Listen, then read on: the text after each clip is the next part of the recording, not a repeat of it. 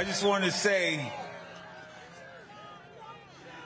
I grew up a Democrat, and I've always been a Democrat until I met this man right here. I'll tell you what. Whew. Hey guys, windy day today, or at least every time I come out here on the balcony, it's way windier just up here than it is on the ground level. But how are y'all doing today? Hope everybody's doing well. Michelle and I, we actually just got back from the gym and we made a little pit stop to Publix. I'll show you guys a little clip from Publix.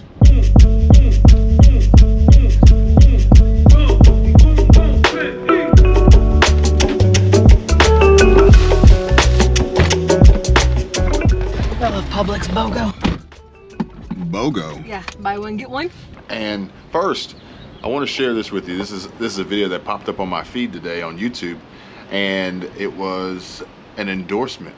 Now, I don't want to get super political on this topic. I'm not here to persuade or, promote or encourage any particular presidential candidate, because as far as I know from what you guys have shared, or at least I've heard through the grapevine, is that you don't want politics. You don't want a political message on these videos, and you'd rather them to be everything else but that. Correct me if I'm wrong. Drop a comment. In the meantime, check this out. He will not have to worry about nobody in my family ever vote for a Democrat again.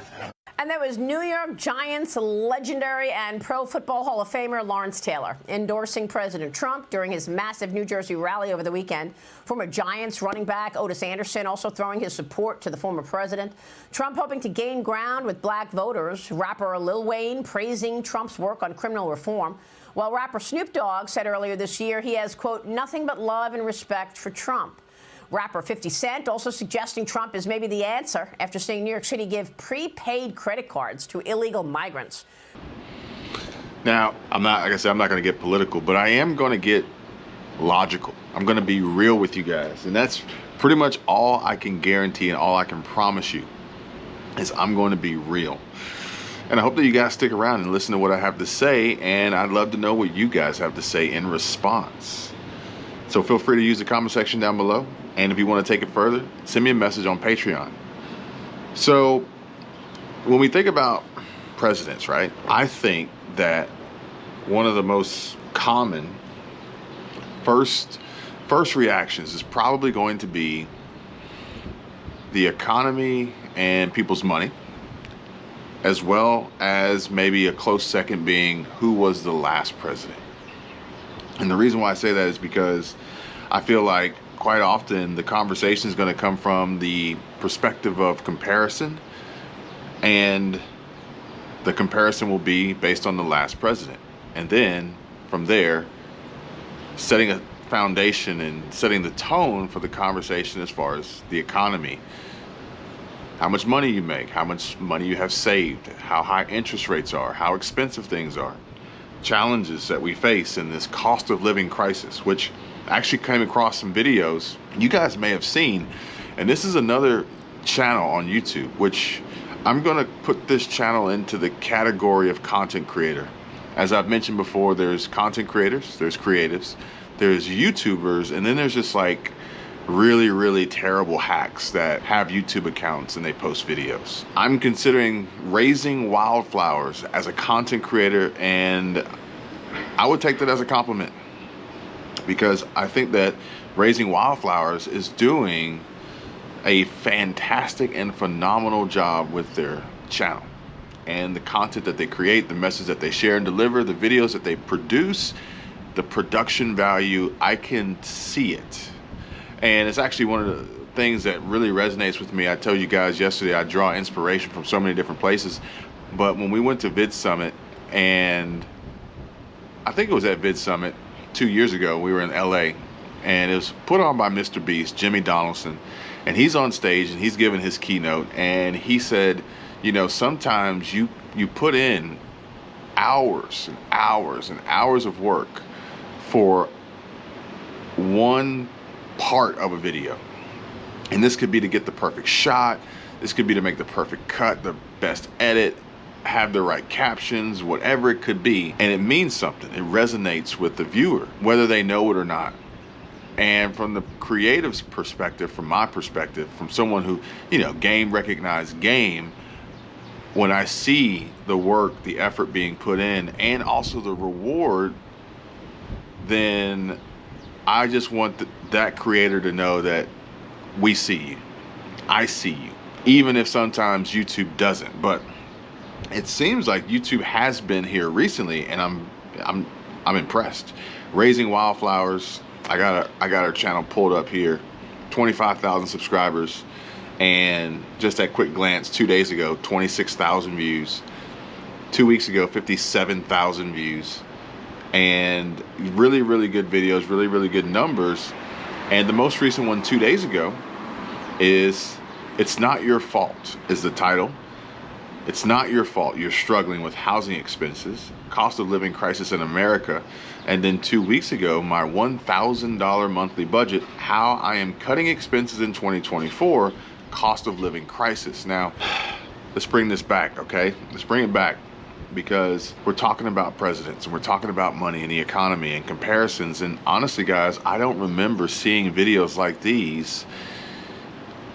I don't remember seeing videos like these many, many years ago, okay? So prior to this current administration, I don't remember seeing videos like these. You see what I'm saying?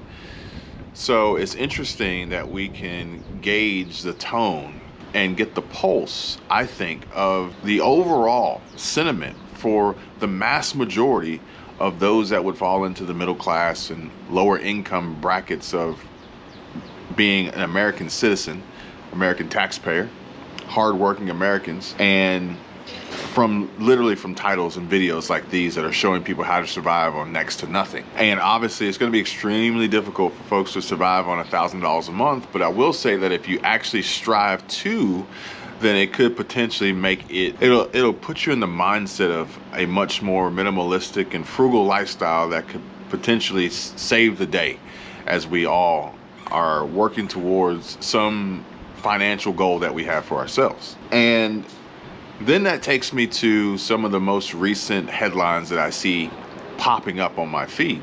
One of which being, bazinga, Bill Gates liquidated $1.7 billion of his portfolio, mirroring Warren Buffett's move to stockpile cash. Now, I don't know how you guys feel about old Billy Boy Gates here, but you can see him. He's got this shit-eating grin on his face. And I'm pretty sure if you were a billionaire, you'd probably be smiling too. But either way, what's most important here is how it says that Bill Gates sold off a sizable chunk of his portfolio last quarter, which could be seen as another bearish signal for the stock market and a move that mirrors Warren Buffett's recent decision. Okay, bearish signal for the stock market and a $1.7 billion liquidation. So cash, stockpiling cash, holding cash, or hoarding cash, better yet, is not the greatest use of your money, because we know, or at least we should know, and I'll share this information with you guys, is that inflation eats cash, okay? Because what you can buy for, or let's just say what you could buy for $1 3 years ago, 4 years ago, you can no longer buy for $1 today. You would need $2, maybe $3, maybe $4 to buy the same, you know, depending on what you're trying to buy. So if all you had is $1 4 years ago, and you sat on it and you stockpiled it, and then you go to use that dollar today, inflation has made that dollar worth less. Whereas if it were in a high yield savings account or some investment vehicle, or even in the stock market, or even in cryptocurrency, or even in real estate or whatever, then theoretically that asset that you now hold, or that certificate that you now have, you know, that you are owner of, is gaining interest, okay? Trying to offset, gaining interest and seeing an increase in return on investment that could theoretically offset, maybe not to the point of which you've quadrupled your money, but maybe to at least to the point where you've made more on that dollar, so that the sting and the burn of inflation and the current state of the economy, it's a little bit less. Which now would be no better time than ever than to share with you our most recent visit to Publix and Michelle's BOGO surprise. So here, check that out. Buy one, get one? What'd you get? One. The Ken's Caesar dressing, but also Sorry, she dropped something. you dropped something right behind your left foot. Oh my goodness, thank you. You're welcome. You're welcome. Oh yeah, so the Ken's dressings, the smaller ones, the whatever, were buy one get one. So I got a few of those because they all have best buy dates until January of 2025, so I have time to eat them. Oh, dressing. Yeah. Did you get the right one? I did. I made sure it wasn't light creamy Caesar because man, that stuff's trash. So I got the right stuff. And then they only had 2 things of the organic romaine left, and I was that person, and I took both of them because they're smaller stalks this time, so I got both of them. I got the orange juice, and then I remembered I was out of my McCormick's grill seasoning, the one that's got the garlic, black pepper, and sea salt in it, and it turns out those were buy one get one, so I got one of those too. So. Are the prices the same, or do they raise the prices for the BOGO? They don't raise the prices for the BOGO. You still need to do that comparison of grocery store meat and poultry compared to butcher box meat and poultry. That person just stopped in the middle of... Roundabouts are confusing. They are so confusing for some people. The butcher box meat comes from Australia? No, just the ground beef, because in Australia they don't allow the hormones that we allow here, and so it's hormone free, no RBST or no RBGH, and it's also organic, pasture raised, grass fed, grass finished. Okay, just the ground beef. Yes, the chicken and everything else come from here, cool. And the chicken's all organic, pasture raised. Okay, I was thinking about it because there's a story that came out today about, I think, the richest woman in Australia. And she's trying to get this portrait of herself removed from some museum because it's like one of those, it's like the portrait from King of Queens when they made the lady have really big hand. Yeah. It's like one of those, but really, really bad. But either way, there's Letitia. That is Letitia. But either way, we've only got 13 days left currently. And this is actually kind of a spin-off from the podcast we did this morning over on Kevin in Michelle. And essentially, we've been alerted and warned of these possible threats that could present themselves for Pride Month, which we were having a conversation, amongst friends, and Tiano said, what was it? The club thing? Pulse nightclub. Can you tell me what he said? He said they're trying to make it sound like it's the same kind of people that did the Pulse nightclub shooting. Yeah, he said it was very scary. Yeah. I mean, it's terrifying. That's why we haven't gone to a concert either. I mean, the concert shooting in Vegas, you have the Pulse nightclub shooting, you have church shootings, you have school shootings, like all kinds of stuff is scary, but especially when it's targeted because of your religion or because of your sexuality, because of your race, because of this or that, which obviously the concert and the schools aren't race, religion, sexuality based, but still there are plenty of issues where there is some sort of crime that is because of those reasons. So I guess in your opinion, is this like what? I was turning the music down. Is this a warranted threat, or is this like unnecessarily causing alarm and possibly creating panic and worry and unnecessarily fear? causing alarm. You think this is the media's attempt at fear mongering? Probably, yeah. So you can't ignore it. No. So how do you win? I don't know, honestly. I've got a bunch of notes I was putting together because I was going to do this on SquirrelTribe because I think it's an important conversation to have from different angles. So I've got like a whole bunch of stuff up here trying to figure it out. Okay, well, I'll let you figure it out. Now we're going to pick that back up on another video. So make sure you stay tuned, subscribe. Make sure you check out all the channels because the conversations will vary from time to time and location to location. And we do expand even further over on Patreon with direct access and communication and interaction on a regular basis, and more uploads going up there each and every day. So Come over and check us out, and a big thank you to everyone who's over on Patreon now. We really do appreciate the support. So let's talk more about the economy.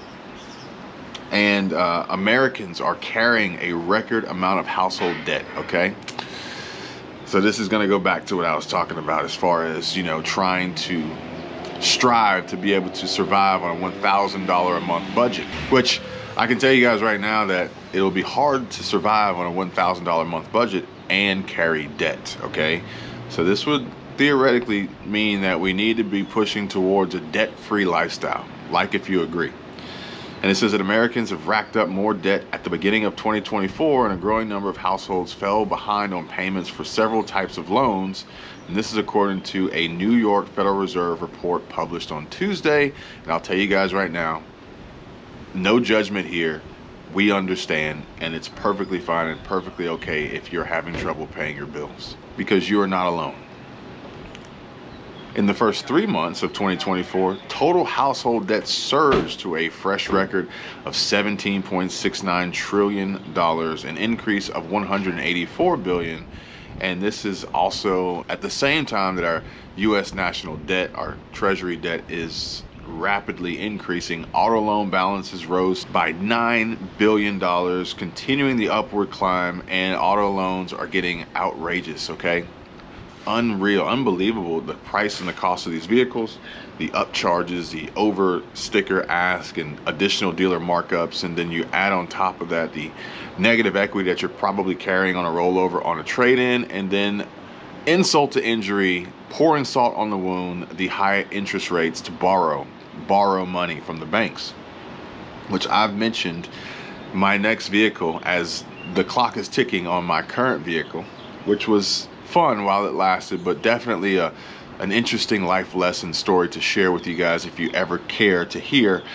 But my next vehicle will be far, far less expensive and hopefully far more reliable, so that my carrying cost, my dollar per mile cost, or cents per mile, hopefully, will be far less. Now, granted, this one is actually pretty interesting, and it's talking about this international student and how they ultimately have tried to avoid paying their debts. And I'm not necessarily condoning this, but it happened. And it says that this international student allegedly maxes out $140,000 credit before fleeing to China. And a screenshot of a post describing how an international student fled the U.S. to return to China after maxing out their credit cards has gone viral on Reddit. Have you guys seen this? They say that the purported student said they exhausted their credit cards from various banks, including Chase, Citibank, and American Express. They expressed gratitude to the banking companies for their support, but stressed their loyalty to China. I can't make this stuff up, folks. The student, who claimed to be graduating from university, reportedly incurred a total debt of $140,000, equivalent to roughly 1 million yuan, using personal and business cards. So I guess the question is how did he get so much credit? Because 140 grand in credit card debt is pretty impressive, or at least credit availability is pretty impressive. I mean, if you think about it, I think like the highest credit limit maybe I had was like 30,000 maybe.